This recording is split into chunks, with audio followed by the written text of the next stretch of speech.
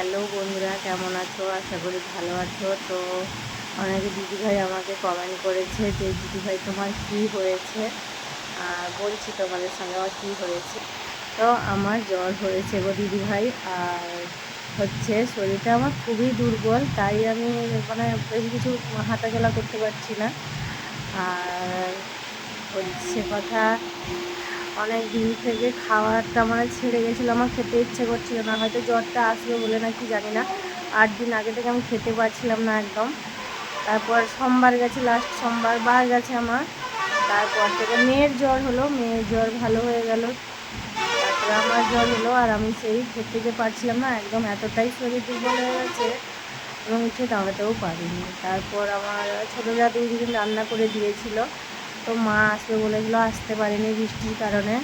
আর আমার মেয়ে রান্না করতে পারে এখন, আর রান্না করে মেয়ে 2 দিন খেতে দিয়েছে।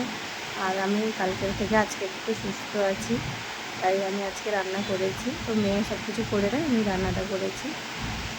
আর আমি ভালো আছি এখন গো দিদিভাই, কিন্তু আমার শরীর প্রচুর প্রচুর দুর্বল, এতটাই দুর্বল আমি একটু ফ্যান থেকে উঠে গেলে আমার ঘাম টাম দিয়ে একাকার কাণ্ড হয়ে যাচ্ছে, খেতে পারছি না একদম।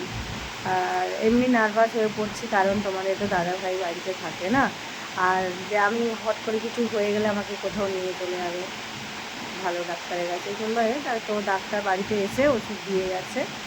আর প্রেশার বাড়া, ডাক্তারও বলেছেন যে প্রেশার বাড়া, একটু সাবধানে থাকতে। এইটা আর তেমন কিছু হয়নি বলি ভাই, যে জ্বরের কারণেই আমি অসুস্থ হয়েছিলাম। তার একটু কিছু হলেই আমি নার্ভাস হয়ে পড়ি, টেনশান হয় প্রচুর, তারপর প্রেশার বেড়ে যায়। এই জন্য আমার ভয় লেগেছিলো না কিছু হয়ে যাবে। খেতে একদম পারছিলাম না, এখনও খেতে পারছি না, খিদে পাচ্ছে কিন্তু খেতে পারছি না। তো রাখির পূর্ণিমাতে তো মেয়ে আমার জন্য, মেয়েটাও আমার 2-3 স্কুল কামাই হয়ে গেল, টিউশন কামাই হয়ে গেল, যেহেতু ছোটো 7-এ পড়ে। আর মার যদি কিছু হয়ে যায়, প্রেশার বাড়া যেহেতু, এই জন্য মেয়েও স্কুল টিউশন কামাই হয়ে গেছে। তো কাল থেকে মেয়ে স্কুলে যাবে। আর যেহেতু তার বাবা বাড়িতে থাকে না, আমি আমার অসুস্থ হলে মেয়ে, মেয়ে অসুস্থ হলে আমি, আর কিছুতেই না।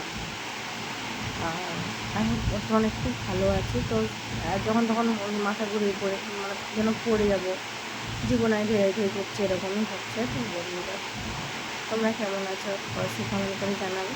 আমি তো বললাম, আমি যদি কথা বলবো আমার কথা শেষ হবে না, অনেক গল্প জমা আছে, তোমাদের সঙ্গে পরে শেয়ার করবো। তো টাটা, এখনকার মতো এই পর্যন্ত, পরের ভিডিও দেখা হচ্ছে। আর বেশি বড় করবো না ভিডিওটা বন্ধুরা, রাখছি।